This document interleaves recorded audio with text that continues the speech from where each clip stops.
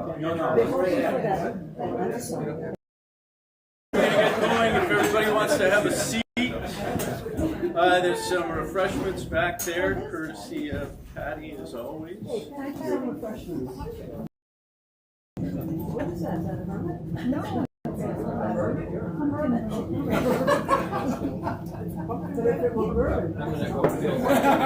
It'll take a minute. Hi, Robby. Okay. Good. Nice to see you, Harris Walls. I just drove by. Yeah, it's there. You just what? There's a big Trump sign right up. We had a Fill the Hill rally yesterday, women's reproductive rights down at Coles Hill. Lots of Time to go re-register in Pennsylvania. All right. So we are, and we'll jump right into it. Next month with the holidays and all, we're going to skip. So happy holidays to all. You won't see us. In January, we'll hopefully have an update on the wastewater treatment CAC. Maybe, maybe not, if there's something to say. We're also out an RFP to do to get a consultant to do master planning of the Holtec property, and I'm not sure exactly where that is right now, but we're get an update on that. And I think that's it. You know, I've been reading about like all and now that development happening, so maybe that would be something to talk about and see where that goes. Let's see. There's a new project. The new, That's so right. I'm paying attention to that, and everybody should. Yeah. The way that we're trying to address the taxes in Plymouth, this moving this much of Plymouth out of Plymouth. Yeah. One truck at a time. So today, I'm going to preach to everyone the importance of independent media. I'll let these guys do that. Did I jump in front of you? Did you want to say anything? In fact, I'm just going to, who wants to kick it off? Robby? Okay, so I'm going to let Robby introduce himself, and I'm going to You okay? keep talking. And we just shut off the jet engines, so. We're talking about Plymouth Airport, is that? Yes. Sorry. Okay. I think we're good to go. Are we frozen in place? You get up and walk around? Yeah, you can get up and walk around. All right. You have to stay within, one sheet of. Okay, I'll do it. No, feel free to. All around. Well, thank you all for coming. My name is Walter Robinson. Call me Robby, everybody does. My wife will soon. Anyway, it's great, and I appreciate you giving us yet another reason not to stay home and watch the Patriots. But I want to. I was feeling pretty good about one tiny segment of the corporate news business, and that is billionaire owners who bought their news organizations for what we thought were the right reasons. Then first we had Patrick, the Los Angeles Times, who at the last minute canceled an endorsement his editorial page had prepared for Kamala Harris. And as I think most all of you know, then Jeff Bezos did the same thing at the Washington Post.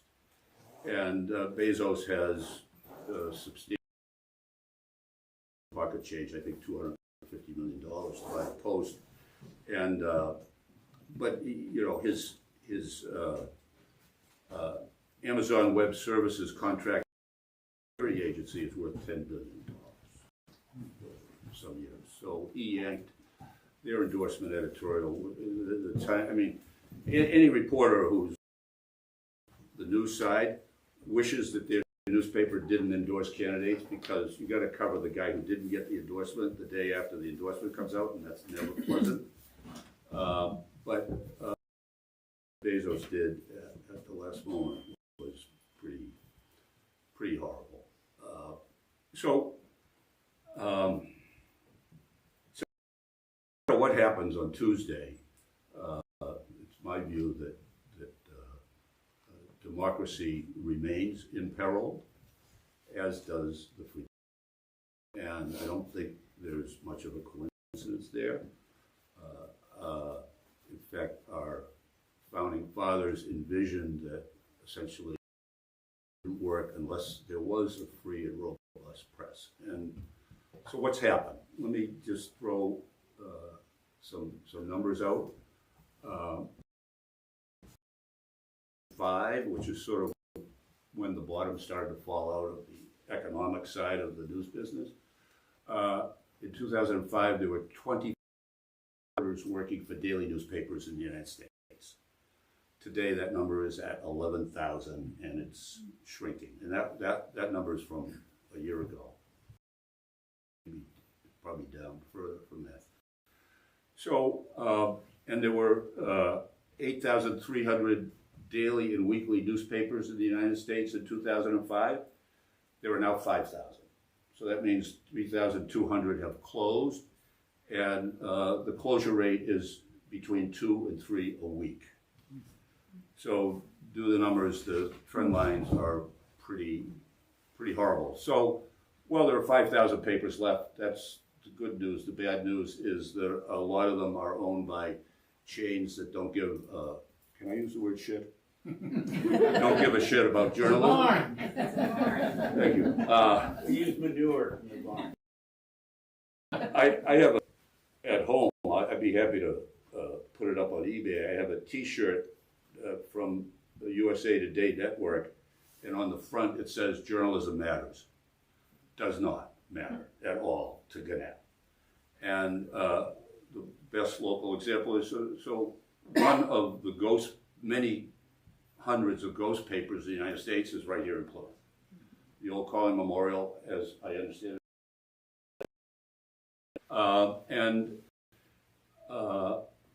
In fact, there are a lot of these ghost papers, particularly in Massachusetts, that would not be publishing at all if to collect all the legal advertising that cities and towns have to pay.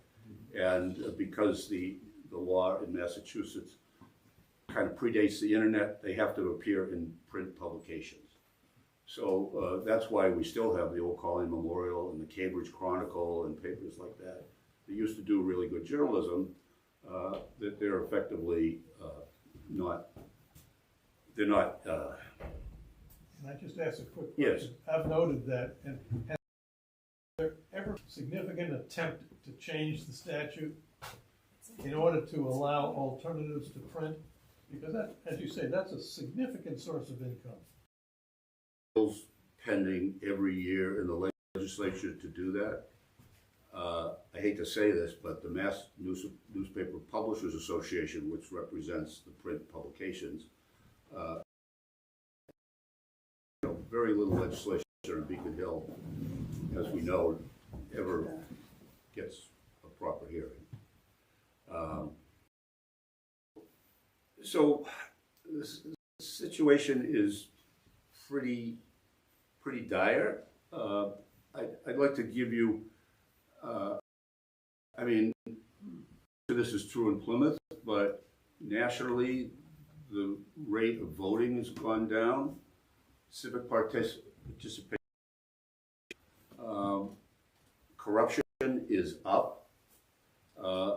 Whether that's true here in Plymouth, I don't know. Maybe Mark could speak to that.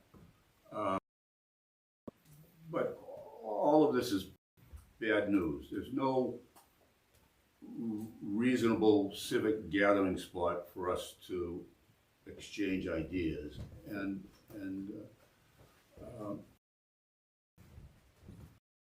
when you don't cover City Hall or Town Hall, and that's true in most places, you know, who does who does call? And the answer is no, no one. I'll tell you a little story about these links in the chain and how they matter. You all familiar with the Globe series on priests? Yeah. So I'll tell you a little story. This came up years ago. I was on a panel and somebody said, would the Globe still do that story today? And of course, we would. But the fact is, you can't know about it. And so let me just explain how that story came to be. Marty Barron, on his first day as editor of the Globe in 2001, asked the question at his first news meeting, why aren't we covering the case of this one priest who has 84 lawsuits against him? Nobody had an answer. Nobody in the room had an answer. And Marty raised that question because the day before, a Globe columnist had a column about these lawsuits. Marty read it and had some ammunition for his first news meeting. That's how. But the fact of the matter is that Eileen wrote that column because we had a short item in the paper earlier that week by our Suffolk County courthouse reporter. The Globe had position in 2010. So we don't cover the courthouse. We don't have that. Eileen doesn't do a column. And we never do the story. And kids are still being abused. Now, maybe somebody else would have stumbled upon it. Just one example of how the lack of journalism, the lack of journalists matters. It matters to us all. And I like to think that the nonprofit news model, which we have here in Plymouth, it's not dependent upon billionaires, although we could use help from a few. But it's dependent on people understanding how important it is for news to be covered in their community. How important it is to the civic health of I've been involved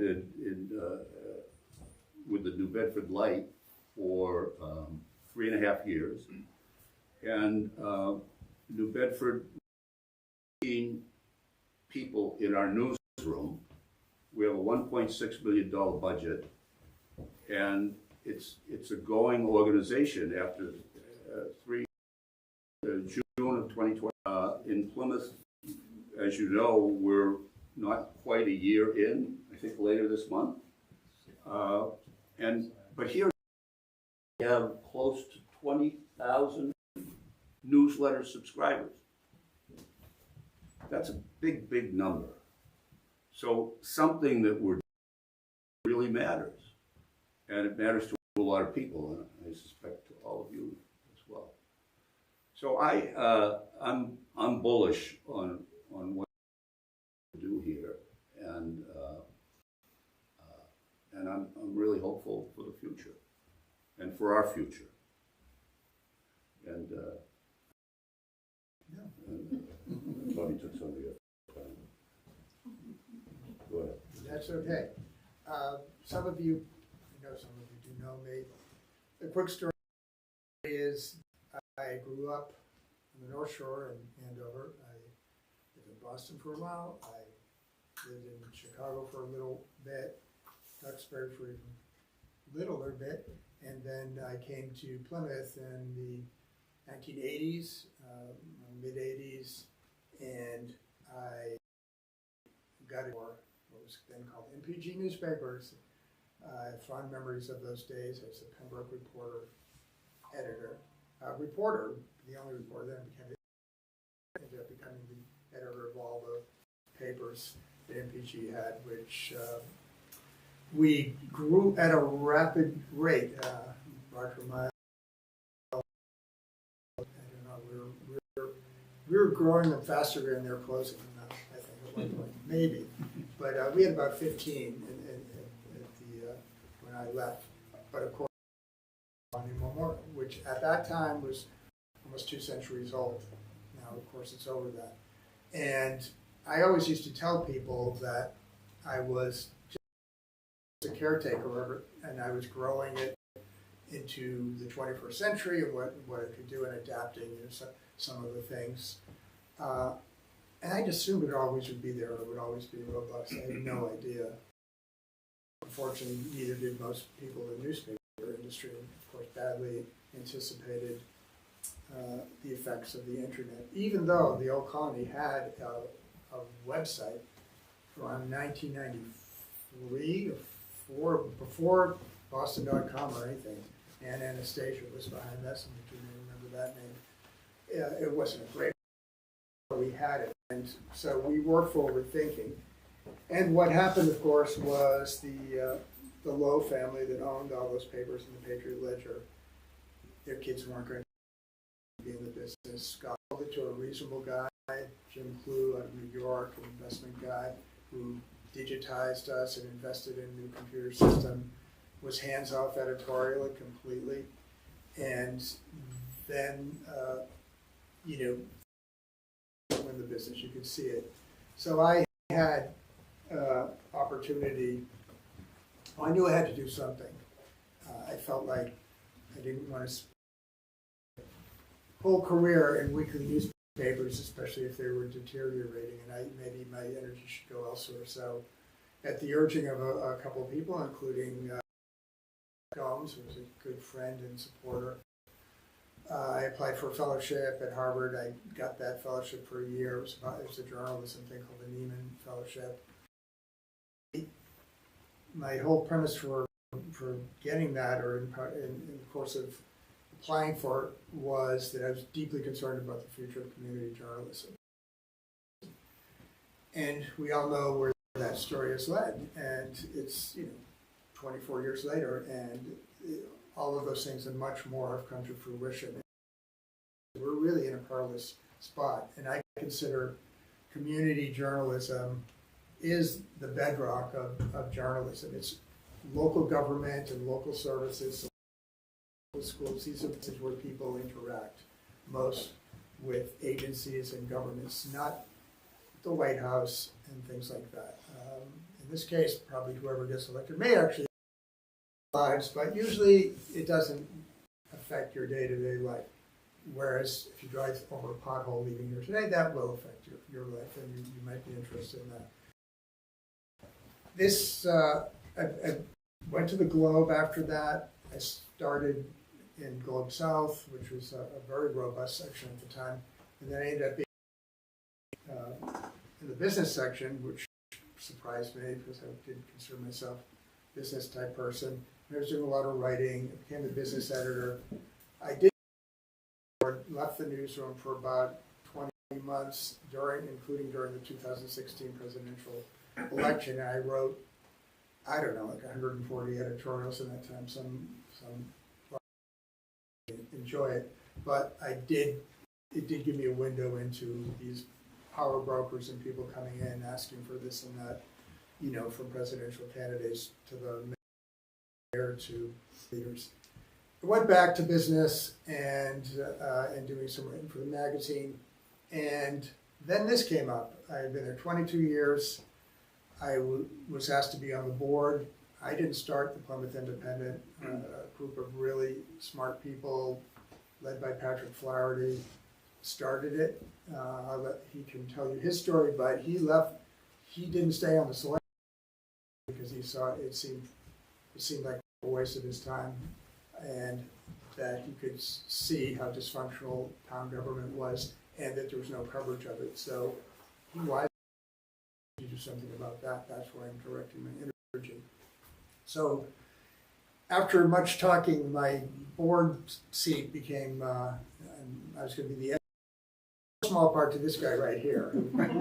He said, this would be your legacy. You have to do this. I said, I don't have to do it. So, I decided, talked with my wife, and she said, everybody leaves their job eventually, one way or the other. So You don't know what you're gonna do after you quote unquote retire, which I probably never actually will do. And here's the thing presented to you right now. It's the town that we live in, all three of kids were born and raised here, means a lot to me. It's growing fast. Nothing about the town. By the time I took this job, I didn't know who the police chief was, I didn't know who the town manager was. I recognized some of the faces running for office, and new faces weren't coming in. But beyond that, I did not really know. So I had to learn again, which is, when you think about it, it's pretty sad because of the old colony for 14 years. And I always have to have a disclaimer when I bring up the old colony. Now I don't, because now people kind of know what happened. But I used to say, hey, it was good back then, and it meant a lot to people. We had something like 83% of the households in Plymouth at its peak got the old colony memorial. 20 copies sold a week, I think, and the town was half the size it is now. Would you say 1,300 people subscribed to the old colony? And we'd like to get that to 0, to be honest, because it doesn't help any dollar it goes to Gannett. It's going out of state. It's not helping Plymouth at all. If anything, it's making our job a little bit harder. So I felt really strongly about doing this, and on September 12th of 2023, I started, and November 20th, we launched. It's been great. I was able to hire 2 veteran reporters because I knew I had to have 2 people. I would like to hire 4, but 2 is what we had. And I just hit the ground running. And both of the people I hired certainly did that. Fred Tice, who had a long history at NPR, including 15 years at WBUR. He's got a great radio voice. And he speaks 6 languages. Before that, he was chief of Mexico City. He's done a million things. And he loves this job. And Andrea Estes, who was an investigative reporter at the Globe, and prior to that, the Herald, one of the most he has the old joke, and they used to tell it about Robby, they used to tell it about Steve Kirchin, they sort of put it at the Globe. If the phone rings and it's Andrea Estes, you're on hill. She's not calling to say hi, usually. So she has been great and has unearthed a lot of things, but it's just the 3 of us, freelancers here and there, one kind of star one, and Michael Cohen. I'd love to have him work for us full time if we could get to that point someday that was him. And so it's a lot. We're working 6 or 7 days a week. I think, other than like Christmas and actually working on things. And it's not sustainable, frankly, for any of us to be doing this at this rate for forever. So we need to grow. We need the organization to be sustainable. And to do that, of course, we need money. And we've got Troy helping us with this. It's been a huge asset for us to have his level of professionalism coming in here and advising us on how we best do that to become sustainable. On the other hand, and public has been just amazing. Troy can give you some numbers later, but the numbers are staggering, more than 2 million page views, things like that. And anybody that knows about nonprofit news organizations, in fact, I just talked to a professor from Medill University on Friday, I think you did too. It's actually going to fly here, so interested in the Plymouth report on it from Chicago. And he said, you have no idea of how far, such a big deal the Plymouth Independent is. You're the envy. Like I live in, so I'm out here and we hear about this. Something's around for 10 or 11 months, and you have this kind of audience, this kind of reception. And I've heard that from other people. I know Troy's heard it. He deals with a lot of organizations. I take that as a compliment. More than that, I take it as an indication of the hunger for news that is in this community, people embracing it. And, I can't thank all of you enough for that. And I know from the dozens and dozens of emails and story requests and things I get every single day, as to Fred and Andrea, that there's just a lot out there. And it also indicates there's a lot that wasn't being covered for a long time, and the result of that is kind of like a rotting has taken place. You know, it's like walls over time, so it's not easily eradicated just because we're here. And to be completely, you know, met a lot of resistance from town officials, from the town manager, from the police chief, who won't even talk to me on the phone, and they even hired her, Casey Kennedy, and her only job is really to, in my mind, and I said this to her, is to make our job harder to the public. So when that happens, you know, a lot of red flags go up for us because they should be embracing it. They should see us as a way to get their stories out and explain things like the debacle on Water Street and things like that came aboard. The last thing I'll say, and then because we want to hear from you, is that in all my years, like 40 years of being a journalist, when I was back here in Plymouth, from when I was at Globe South doing with town officials in those 48 towns and cities we covered in Globe South, when I was in business, local businesses, the FDA, big, multinational corporation PR people, from when I was in the Ed Board dealing with Travis Kalanick from Uber, the Surgeon General, the Chief of Staff of the Army, all these people. I've never met this kind of resistance. We're meeting here in Plymouth. It's incredible to me that the town government, certain agencies, police department, here getting the news out to people. So that all tells me that we're really onto something, and this is really important. So we're not going away, and we're doing what we can to unearth it. As far as corruption, yeah, it does seem like there is corruption. I don't know exactly, where all this is, and town manager corrupt or anything like that, or police chief. But in the absence of news coverage, when you have running water, black mold growing for years, this stuff happens, and it probably is happening here because there's a lot of money at play in Plymouth. It's growing really quickly, and that matters to me personally because as I started this with, this is my town. Yes, I'll never be a Plymouthian because I wasn't born here, but I've got a lot invested in this town, and organizations that may come in and do a story on Plymouth, including even the Globe, frankly, we are the local news source, and we want this time after any of us are involved in it, and that's the goal, and that's the purpose of some of these meetings. So I also have talked to Mark, can I ask hit the Wayback Machine, the Sherman and Peabody Wayback Machine, and went back when the old colony was thriving. What were the revenue sources, like the traditional media? How did it stay alive? Because I look at this problem, and it seems to me the need for journalism has not gone away. It's the business model that's eroded. And so anyway, I'd love to hear what typically kept the paper afloat and what's changed now. Well, one thing I'll say quickly on that, I do think, yes, the need for journalism. Yes. A lot of young people that I've spoken at the high schools, and they tell me they get their news from TikTok, and also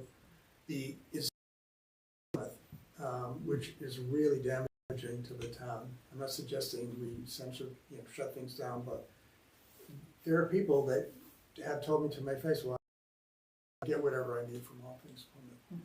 So sadly, I think there's a segment of the population that doesn't realize that you do need actually reported news. But as far as revenue, wow, the old colony had so many revenue sources, starting with those legal ads Walter mentioned. It used to be like wallpaper, and it was really all profit because these things were pasted up for a while until we went digital.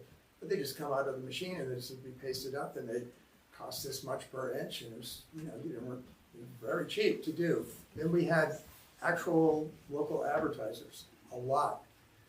We had a robust classified section, if I remember the old colony. I mean, around the holidays, there would be 128-page old colony newsstand way back then, which would probably be the equivalent to $2 now.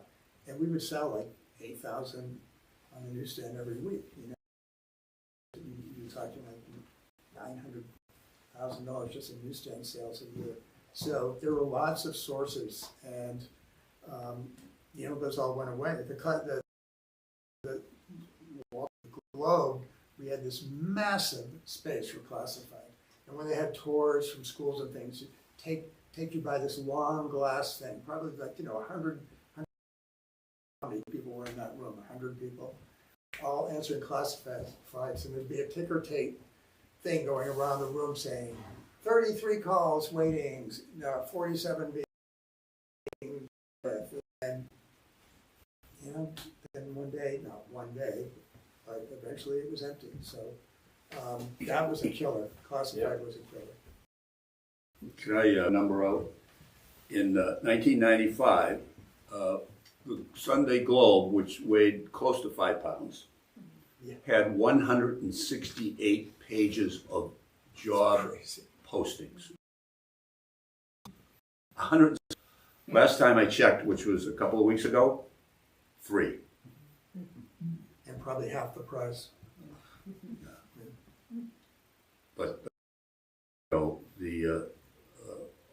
all of our Globe used to have $800 million in revenue.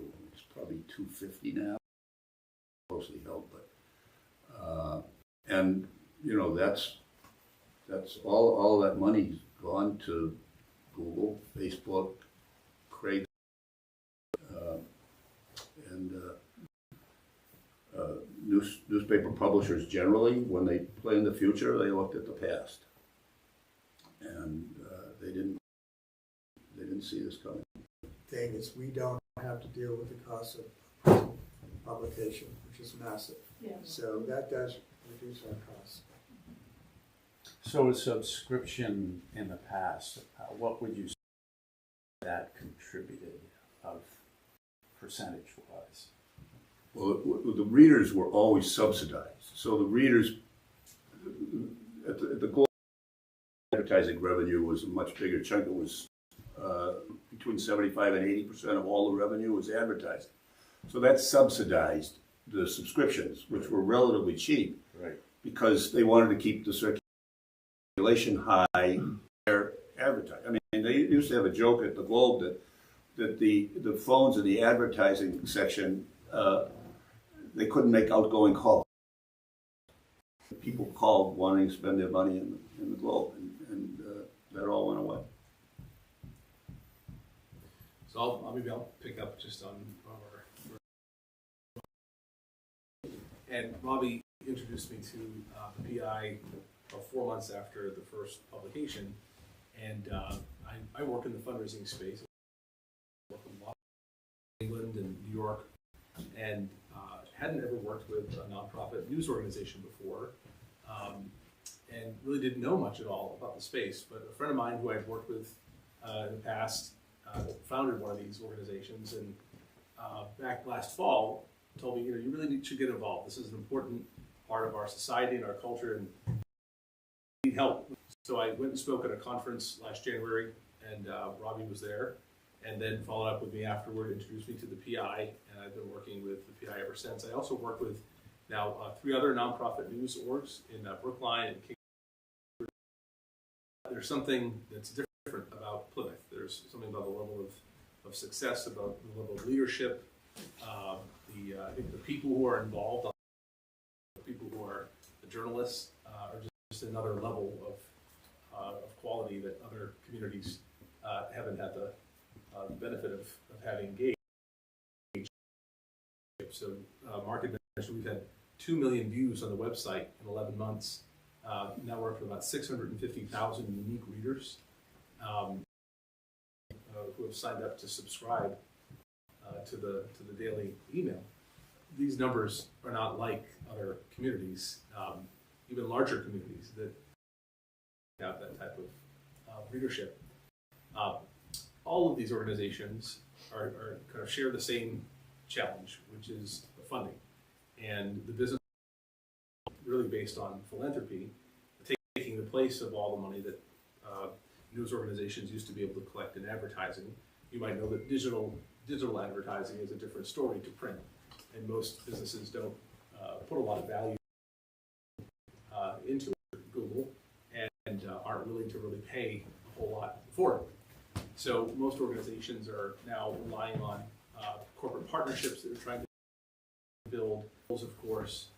There are some that are trying to charge subscription fees, putting up a paywall, so you have to pay to access the news. Here in Plymouth, there's been a decision not to do that. We do have 20,000 subscribers, that's all free. Only 10% actually PI with a gift.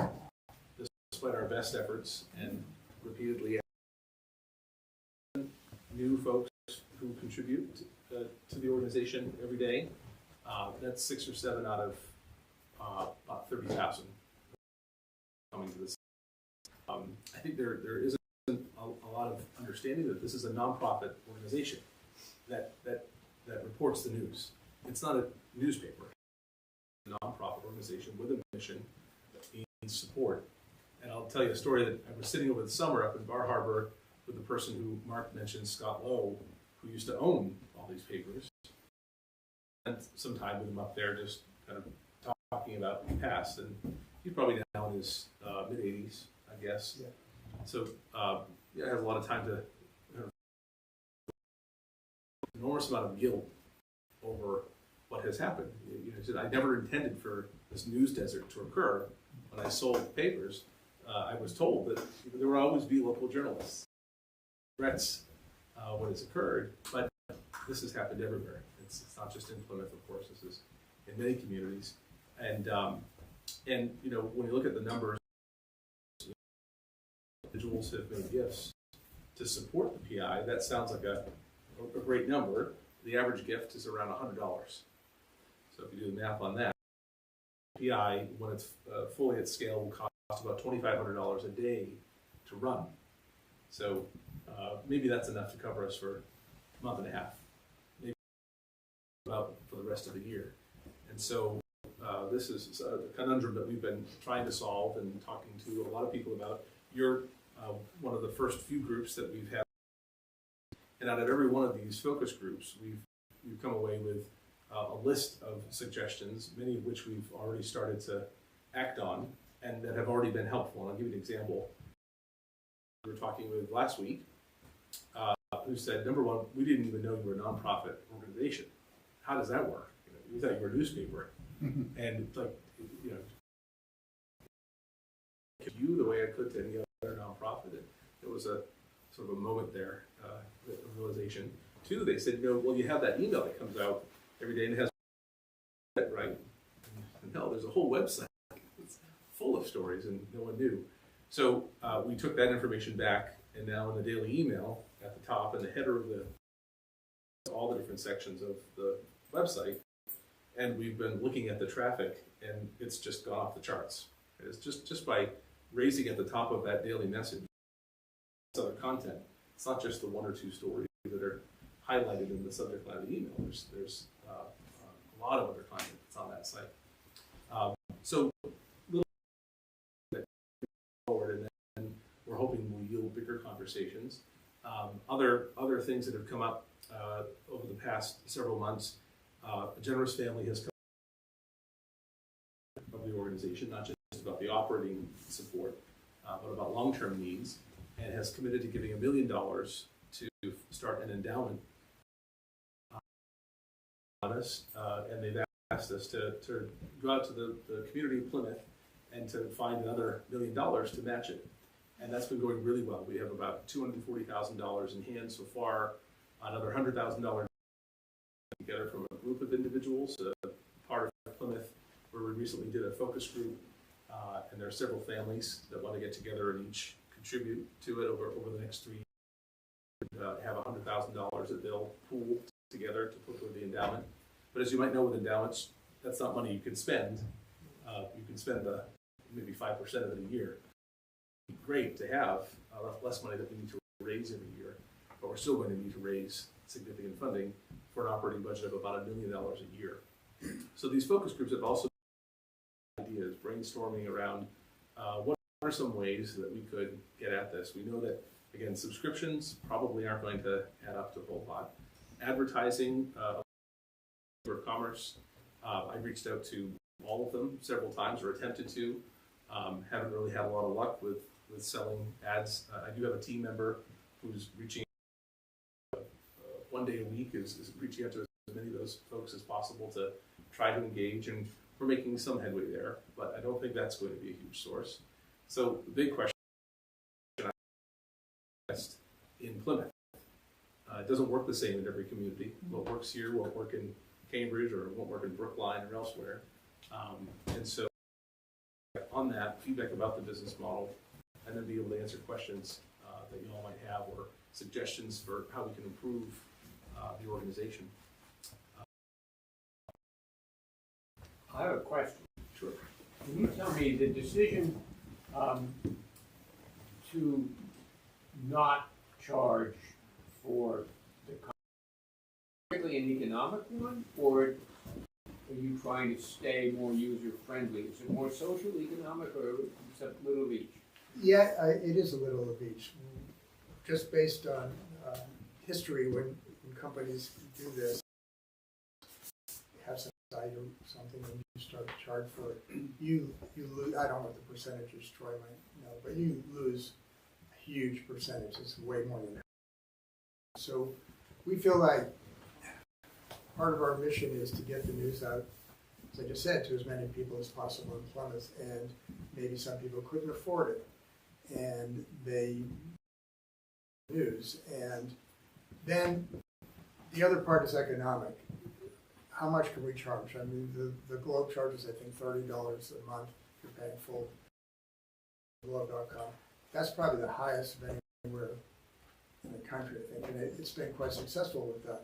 But they also have the free Boston.com thing for people. So even if we charge $30 a month and say, 5,000 people did it, which is probably super optimistic, more like 2,000, right? So that's not a lot of money. Cutting off a big part of your potential audience at the same time. So it is kind of a conundrum, because comes up every time. Because most of the people like you that are coming to these things would be happily pay a subscription for it. Other people wouldn't, and even those who would, it's not going to be enough. And then you'd get people saying, well, they charge for it, so why do I have to donate? People for saying, well, I donated already to you. I gave you, $75 in March or in last August. But did you buy groceries again this week? And you bought them last week? It kind of works that way. But the problem is like what Robby was. She put itself in this. Maybe some of this would have happened anyway, but allowed it. That was the phrase I remember at the Globe. Information one. Like, oh, okay. So that was Boston.com was free from the beginning. Okay, I don't know how that works, but smart people must understand. You're giving away this journalist going out and doing all this research and writing these stories, and you're just giving it away. They must know what they're doing. Somehow this is going to make sense economically, and of course it didn't. So I do that now. So that's the thinking. I can offer that a third of everyone who supports the PI, a third have signed up for a monthly gift. The mindset is more like a subscription. And in a recent focus group, someone asked, can you just quantify what is that? Yeah. If I sign up for a $50 monthly gift, what type of an impact does that make? Did the numbers, and when we're at full throttle, we've got 6 reporters in hand, and maybe we'll be reporting on about 1,400 stories a year. You're probably doing about 700. Mm-hmm. That would a month for 12 months. It would cover the cost of one story. So being able to frame it in that context and say, well, if we had 1,400 people who all signed up for a $50 monthly gift, organization, That doesn't sound like an enormous number, but we've done a lot of work over the past year, and we only have a third of our doing that.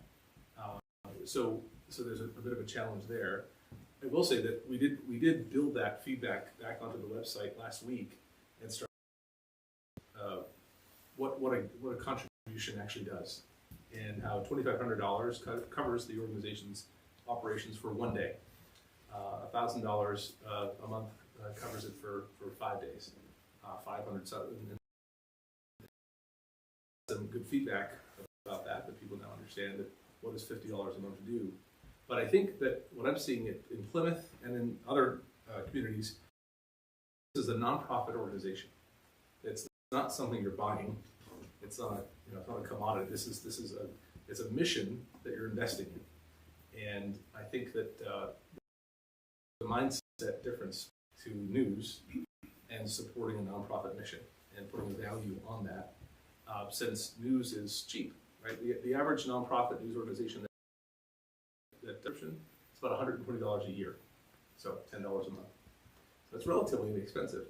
But if you think of it as a nonprofit organization that has a mission that you believe in, you might think about that mission.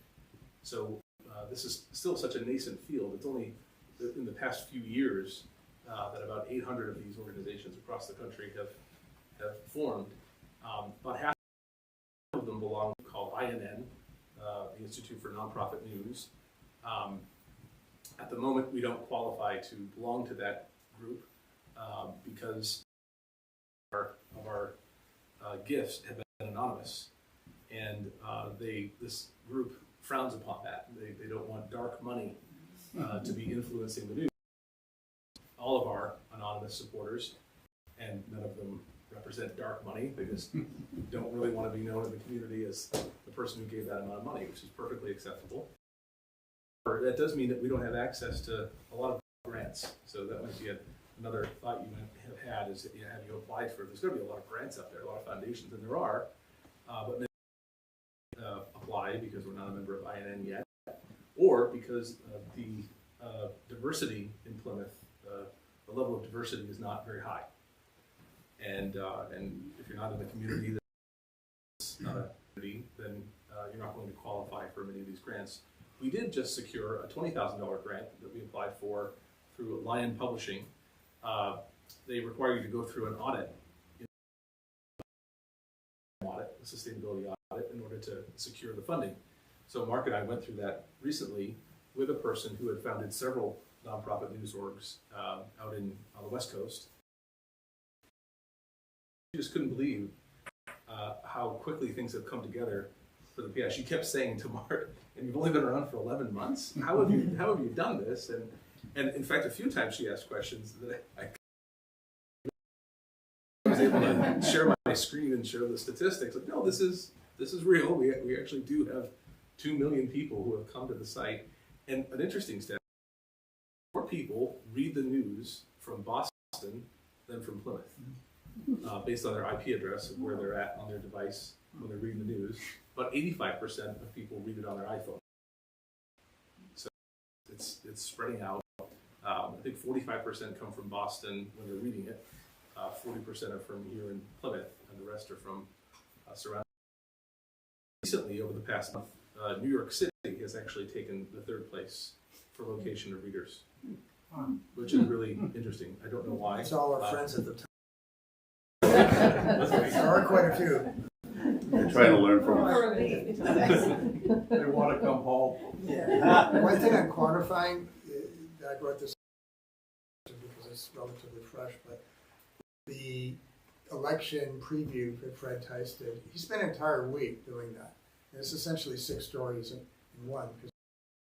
So it takes a lot to do that. And so that's his entire salary for a week, which, by the way, both him and Andrea are working at really below their market rates because they believe in this so much. Buying second homes with this, but they believe so much in this. The other story Fred did recently was the town meeting. He spent at least 4 days, the first one, just trying to understand the language in these warrant items, which is a story we're thinking of doing, how the average person, what the language even means. But, so we spent probably 3 or 4 days on that. Then he had like a 12-hour day on town meeting day, and Andrea split it up. And I was watching the damn thing, and then another day doing the wrap-up, So that's really just town meeting. This is one thing, and meantime, we're getting all these emails. Covering this intersection and this and that. And, I always use the opportunity, thanks for the idea, but, there's just 3 of us. And there are so many things that go up on the site. Every single word that goes on the site has to go through me. Whether it's a caption, an obituary, whether it's a letter, whether it's a story, whether it's a headline, whether it's the culture calendar that I just did this morning for 2 hours. So, as I said in the beginning, I'm happy to do it, but it's not the way we want it to be long term. It's not good for the PI either to have all this on 2 or 3. And the more diversity we have, the staff also is bringing more ideas and perspectives to it. So it's not, it's not what I think I try to do anyway, which is why I'm doing these things. But all of that is central to. These are important reasons for the growth as well. It will make the PI strong. When I'm not the editor, and that is the goal. The endowment, that's another reason for the endowment. That's not about the present, that's about the future. But 94% of people who make a gift online take the time to fill out that little box that we added when we ask, why are you supporting the PI today? And it's been really feedback. I try to share it with the board, and whenever we get it, it's a lot of feedback. And there are a fair number of people who say, this is my subscription, so I'm donating to you. Subscription. Others, and I'd say the overwhelming majority of the feedback is more that they just didn't know what was going on, and they so appreciate the fact that people to say that. We do get quite a bit of feedback that they wish there was more news about their part of Plymouth. And so realizing that Plymouth is not just one place, it's many places. I heard about someone from Pine Hills who wrote in and said, I'm sure the majority of your funding comes from Pine Hills, and you really should cover us more. I ran the numbers on that and said actually only 10% of Pine Hills residents support the PI. But if you'd like that number to be higher, we'd love you to have your help. About 3 weeks, I noticed every one of his neighbors made a gift. And then he wrote in, and he made his gift, and he said, I just want you to know, I took that seriously. I asked everyone around to do it. But, I think the perception that there's this large team of reporters, there must be, because how else do you write 700 stories in a year? And there's just, and there really should be more like 6. But scaling to that level is going to take, obviously the funding to do it. And I think is by breaking it down to different parts of the community, because we've noticed the feedback we've received from every part of Plymouth is different. Every group we've spoken to has that thing that they're looking for, right? Some have said conservation is really important to them. There was someone who called from San Francisco a couple of weeks ago because they heard from someone that Ed and Charlotte hosted, and heard that we needed funding. And so he called to say, look, I'll put $100,000 toward that endowment challenge. I'll give you $10,000 toward operating. Are you okay if we share your name? He said, sure, of course. Tell everyone. Jed Smith made this gift.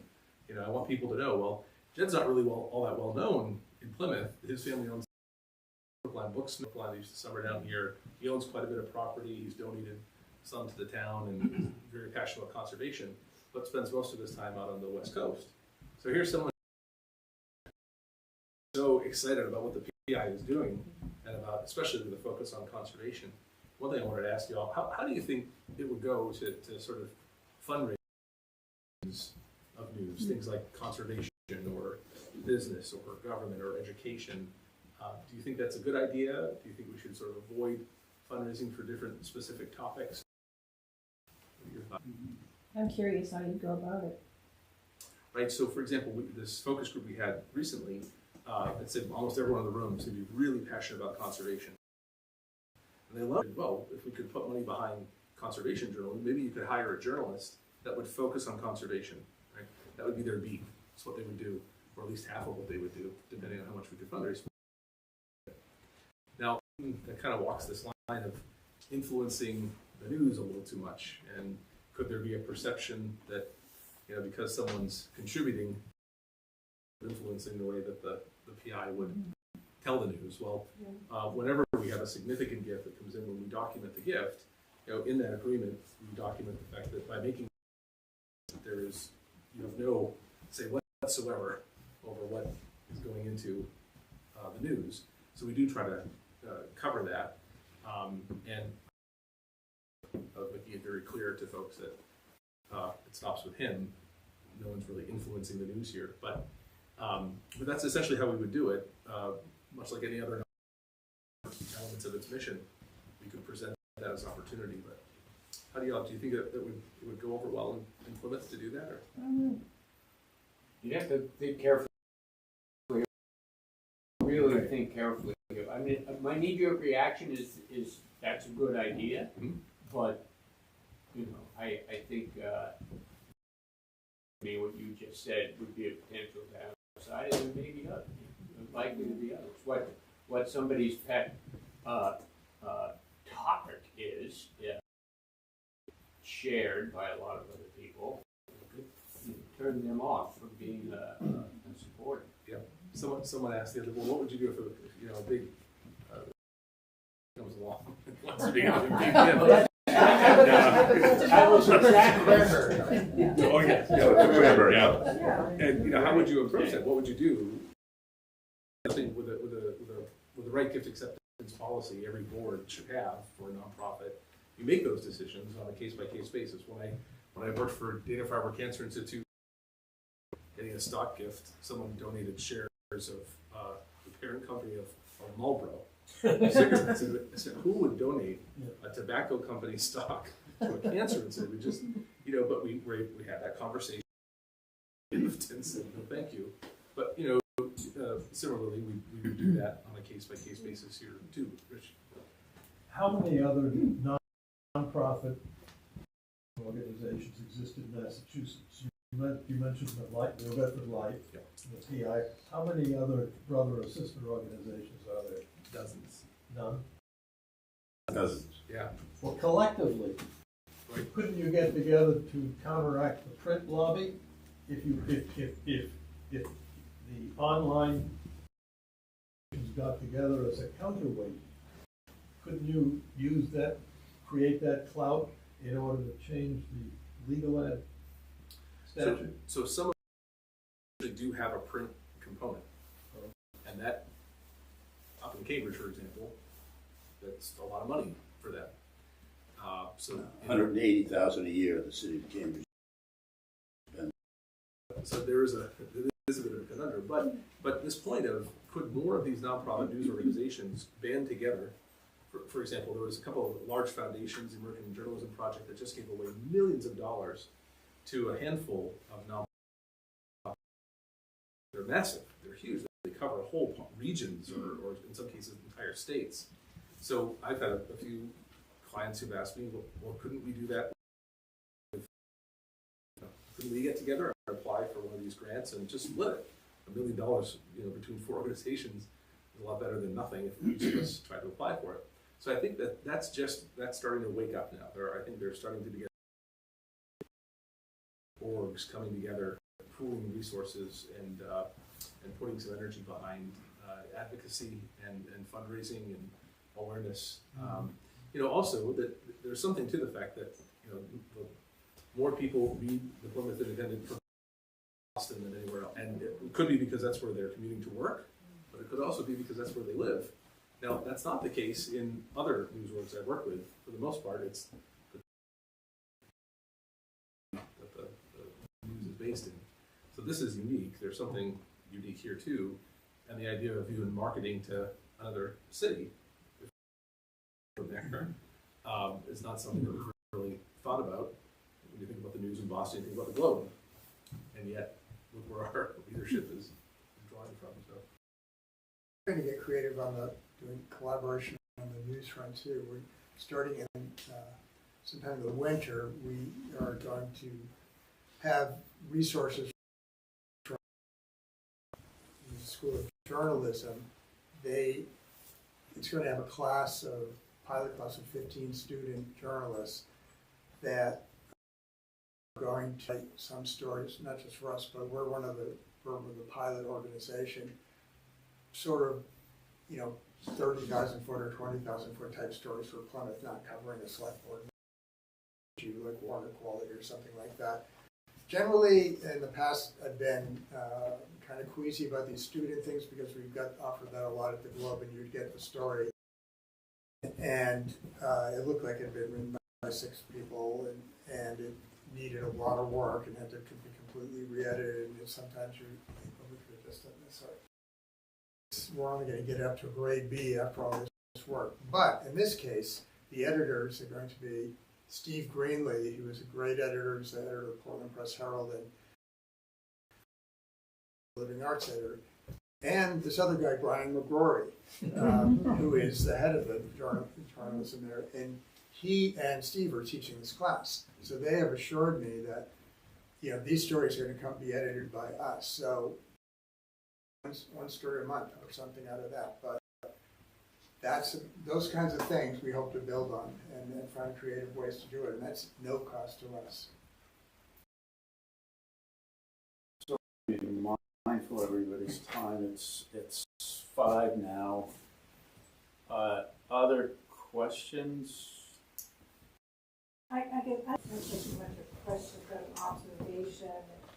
And your demographics, I would assume, are sort of this room, because the people that are missing their newspapers, my friends who are all this age, talk to me about the Plymouth Independent. We talk about it. Like, did you just read that? I read it. I have credibility in this group. My son, who is 26, lives in New York, and my stepson, they don't read the news. They watch their phones. So when we had one resource, we all grew up with one resource, the Globe, the Herald, ABC, CBS. It was finite, and pretty much it was the same information. Now, this younger generation are so skeptical of the news. They don't believe it. And they think I'm a conspiracy. There's these conspiracies everywhere. And it's unfortunate. And I'd like to know how we can garner that group back on so far. And if we can get them back, and maybe by having young journalists, somebody their age, they can relate to it. It's not just the old people, blah, blah, blah, or whatever. I just think that's what I see has happened.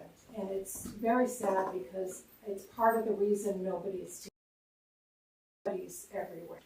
That's why the country is everywhere. And I just think it has to do with news and their sources of news. I think trying to maybe get a better diversity, maybe kind of get the younger people in. I know you do agree with all the fun things that are going on. I always look at it a lot of times. And I think there's a big community of young people that want to get involved, young families.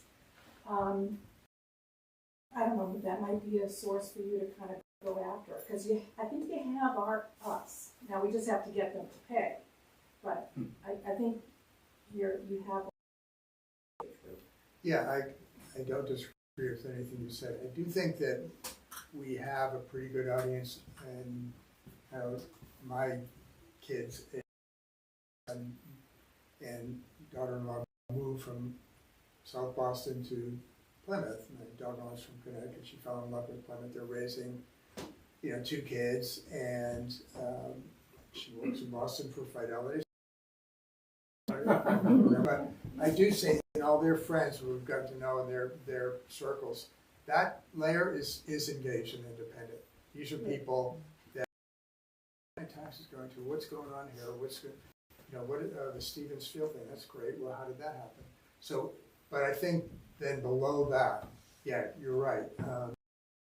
But I do blame, to some degree, the rise of these community pages on social media, all things Plymouth in particular, which has about the number of people allegedly on there that live in the town, so that tells you something right there. And we all live in so much information.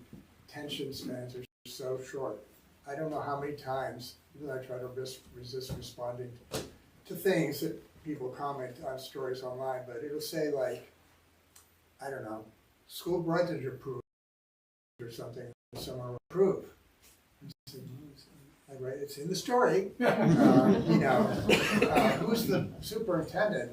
People they can't even go beyond the headline. And so sometimes you just want to throw up your hands with that. But no, you're right. All these groups, we don't have a lot of young people coming. That's going to be the biggest challenge. It really is. I will say that as far as traffic goes to the website, so like I said, we send out this message almost every day to 20,000 people. That's the leading source of traffic to the site.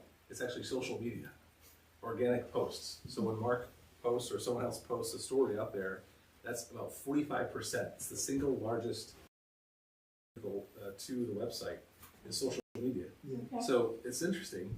A lot of folks think that it's got to be the email list. So a lot of nonprofit news orgs are all over that, trying to get as many people to sign up for their email lists. Yeah. But your son, did you say it was 26? Yeah. So when I email them, I get like this reaction, like, you inboxed me, like, that's a thing. Not how we're going to reach them, but those stats were so impressive. I thought that almost half of everyone who's coming to the site is finding us because of these posts in all sorts of different places, not in Insta, but even what is it? Is it neighbor? Yeah, next door. Next door. Sometimes I'll get a thing. Sometimes 4,800 people read that post. It's like, wow. Yeah. It becomes a sort of geometric thing where just like with focus groups that we've done, 20 or 25 people come in and then everyone goes out and starts to talk more about the following that occurs of people who found out about us because of a focus group. And that's social media. That's it, right? It's That's it. There are a lot of people that don't know about the PI still in town, still run into it, haven't heard of it. So that working and it stunned me, frankly, with the meeting when people said, "Oh, we had no idea there was a website. We thought we just got this email and it's like it's a story to read." And so I was like, I said to my in this day and age doesn't know like you just go on a website. But obviously they didn't. Yeah. So they were just thinking that's the only. We're not going to say, "Hey, obituary," but I do know from the numbers people are finding their obituaries are consistently, high up. People do find them, but so that came out of one of these meetings, and we adjusted that, and we'll continue to do things like that. Another idea that came up was, who are the people that seem to interact with the daily email the most? And so we went in and Patrick found about 5,000 people clicked at least 15 times, so we know they've read at least 15 stories. And today I went through and cross-referenced it with our fundraising database, and about 3,500 of them had never made a gift and said, "You've read a lot of our stories. Yeah. You know we're a nonprofit, and would you consider making a gift?" And within 2 minutes, came in. Wow. Part of it, I think, is just the awareness factor of letting people know that this is something that's not free. Wrap up that. You always tell the story like what the most popular stories have been. It's I think you might find it interesting. So yeah, I'd love to ask for everyone to guess what the 2 most popular stories are been published in the past 11 months. Maybe they're one of your favorites, but can you take a guess? What would you guess is the second most popular story? Not a story, I was gonna say the obituaries are probably Hands down, obituaries get the most traffic. But other than that, Those are our readers. Which, by the way,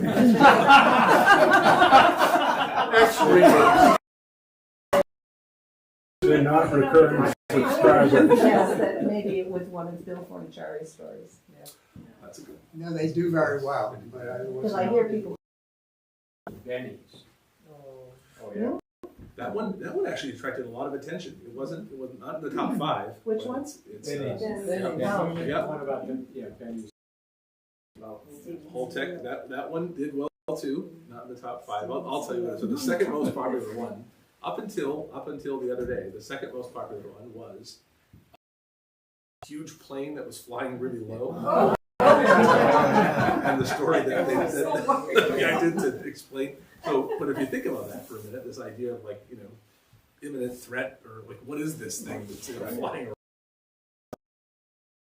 For that news, or share that news, it was the PI. That was because it's a trusted source, right? It can tell you what's going on. So that was, but actually that one was just eclipsed. The story about the murder. That just happened.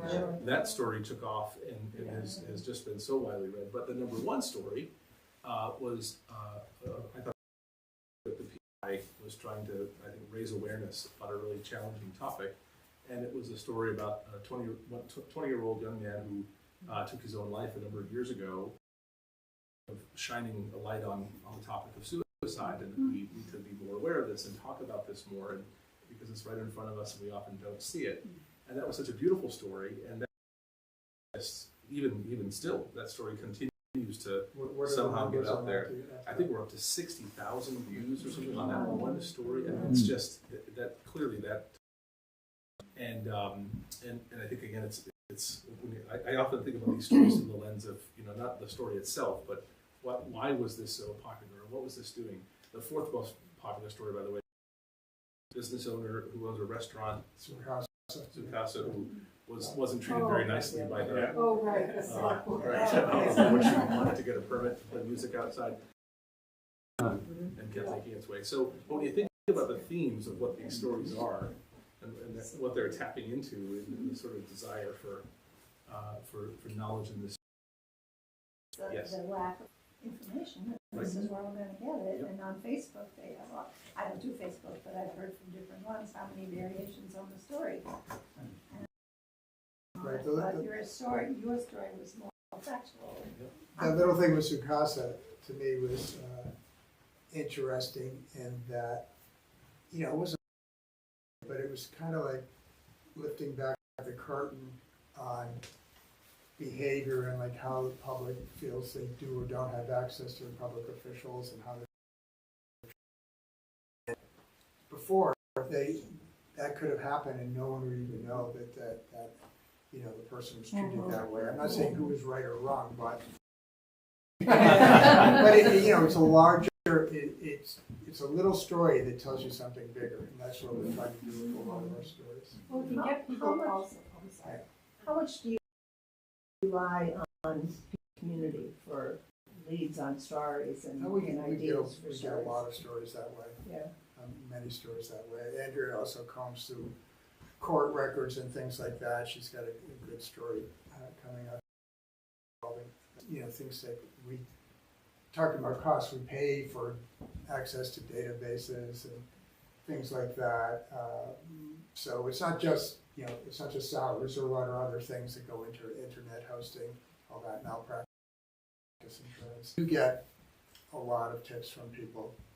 Sometimes they're frustrating when people send something anonymously with no, you should look into so-and-so. A bit more detail. Give me one more sentence. So if you do give us a tip, try to, if you say you don't want, if someone wants to be off the record, obviously we protect them. But if you give us a way to contact, at least we can find out whether it's a story or not. Just one observation. Rich, you may have better information on this than I do. Talking to title examiners, a couple of them in the past few weeks, and I found it interesting that legal notices need to be in print, Right. but now all of the titles are kept electronically. There are no more title books. You can't go to the registry of deed title books today. That's why they have computer screens there. You go in and you search online. There may be a print copy that's stored somewhere in an archive, but the actual legal documents are online. And they're not printing them and putting them on the shelf. They're current new documents. Exactly, so you can't go to the shelf and pull the books. That's a good thing. It's a good thing, but it's interesting that the state has approved that, yet not approved Yeah. the printing of legal notices that go to the online. A little hypocrisy there, but who's me to call? I was going to add, speaking as a reporter or someone who used to be,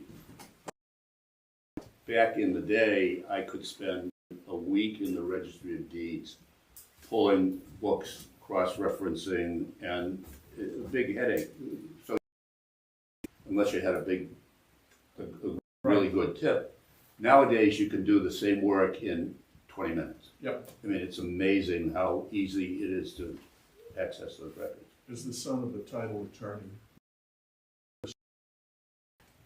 when I was a 10-year-old, I shared your pain for decades. Thanks about, oh, well, excuse me.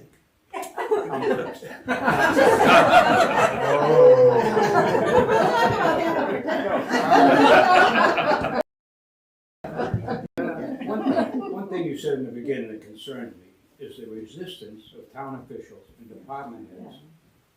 I would say department. Is that right? That's a major change. I mean, that didn't happen.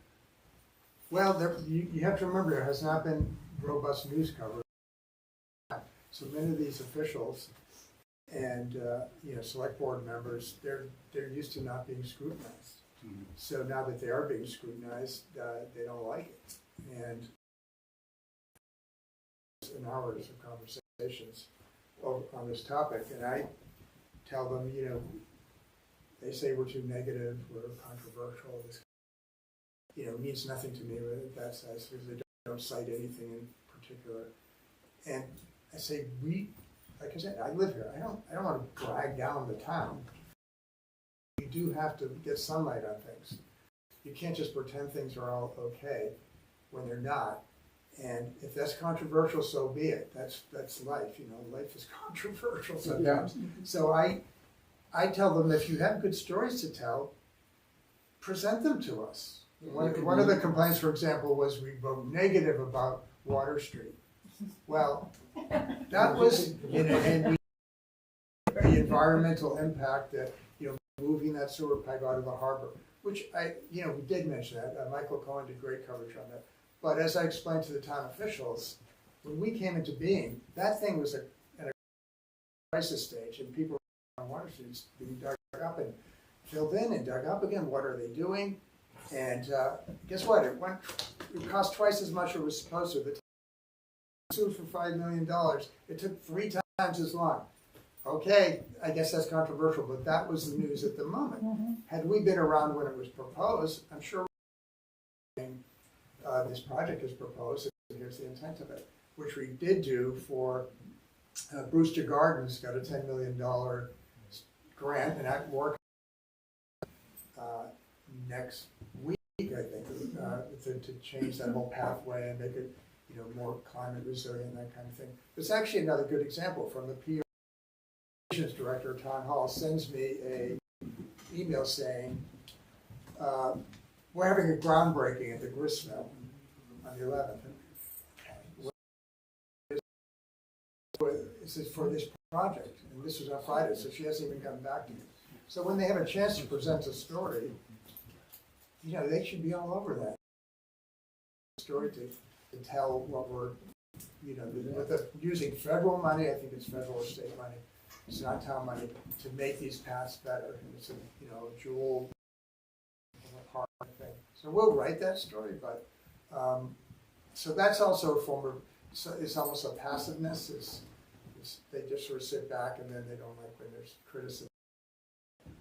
I tell you, there's a lot of anger in the town, a lot of frustration with how the town is. And the Independent is going to reflect that. I'd just like to say, maybe sort of the barn started because we were a neighborhood that had a developer come in and break all the rules. And we said, it's not right. And so we started meeting here, Sundays at the barn. It was just neighbors. That ran its course. It didn't work out like we wanted to. But really bad stuff happening on the planning board. And the way the planning board treated us when we spoke to them was atrocious. And I think our group, bringing the awareness, changed the planning board. Got rid of some people. And because of that, I think we're all paying a lot more attention.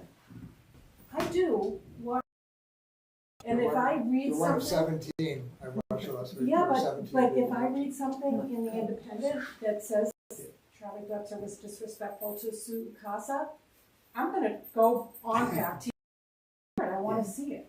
And I think it's really good that way. So I just remind everybody, we're here because there was stuff going on that we didn't like. Yeah. And now it's just taken on another step, and now we're embracing all sorts of things because people want to know what's going on. That's sort of why we're here today, and it does sort of transfer. You're critical to our existence, folks like you. I mean, absolutely, and that's how it starts. You know, organic thing. I think it's another reason too that Plymouth is different from other communities. When I sort of shared that Plymouth's not alone in that dynamic that Mark just described, almost every community I'm working with issue where the town government, they're not used to being scrutinized. They're not used to having someone look over their shoulder the way the fourth estate. That's what we're here. We ask them, and we do. We've had almost every single select board, planning board person here. Yeah, and I will say, I know you had Kevin Canty here, has been very communicative with us, so you know, I don't want to paint everybody the same way, and that's what I said, department heads, I think the planning department heads, they want to talk to us, but they don't always feel that they can talk to us. Well, give us the name and we'll get them here now.